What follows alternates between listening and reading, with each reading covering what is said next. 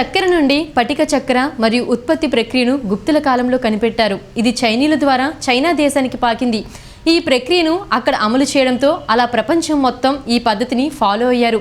శర్కర అన్నది ప్రకృతి, చక్కెర అన్నది వికృతి. సంస్కృత పదమైన శర్కర నుండి పారసిక భాషలోకి షేకర్గా వెళ్ళింది.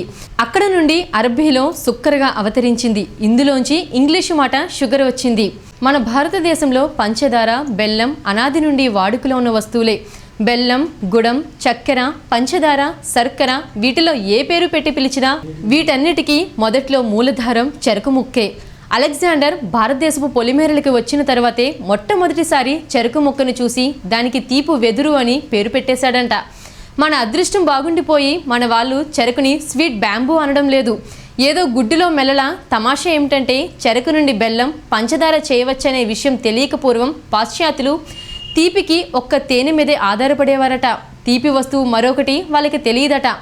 దరిమిలా పాశ్చాత్యులు బీటు దుంపలను పండించి వాటి నుండి పంచదార చేయడం నేర్చుకున్నారు. ఏది ఏమైనా చెరకు నుండి చేసిన పంచదారదే పైచేయి.